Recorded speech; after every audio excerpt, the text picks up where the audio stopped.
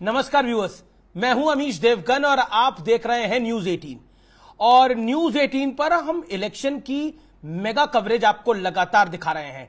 पूरे देश में हम आपको हर खबर से रूबरू कर रहे हैं। लेकिन 6 चरण का चुनाव समाप्त हो चुका है। लेकिन इस 6 चरण के चुनाव के बाद भारतीय जनता पार्टी आज कहां खड़ी है, यह बताने के लिए मेरे साथ मौजूद हैं भारतीय जनता पार्टी के सारथी यानी भारतीय जनता पार्टी के राष्ट्रीय अध्यक्ष जगत प्रकाश नड्डा। नड्डा जी, आपका अभिनंदन है न्यूज 18 पर। नमस्कार। प्रधानमंत्री मोदी ने कहा 400 पार का जो नारा है वो विपक्ष को फंसाने के लिए था। ये स्ट्रैटेजी क्या सफल भी हुई है एक तरह से? अब डिस्कशन ये हो रहा है कि 400 पार आएंगे मोदी, नहीं आएंगे, बीजेपी कितनी आएगी। क्या ये सिर्फ नारा था या वाकई 400 लाल पार लाने की प्लानिंग भी है? नहीं, भारतीय जनता पार्टी ने तय किया था कि हम एक लक्ष्य लेकर के चलेंगे और वो लक्ष्य बड़ा होना चाहिए।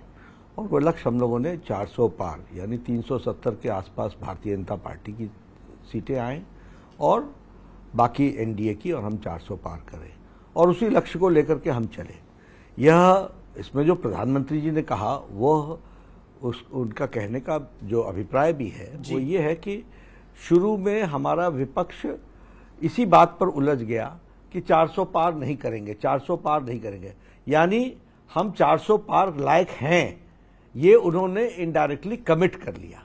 और वह हमारी पोटेंशियलिटी, हमारा पोटेंशियल 400 पार करने वाला है और उसको वो डिबेट करते रहे। और उनको ये पता ही नहीं चला कि उन्होंने ही इस बात को स्थापित कर दिया भारत की जनता में कि भारतीय जनता पार्टी इतना सामर्थ्य रखती है कि वो कर भी सकती है। इसीलिए उसको वो नकारने का प्रयास करते रहे।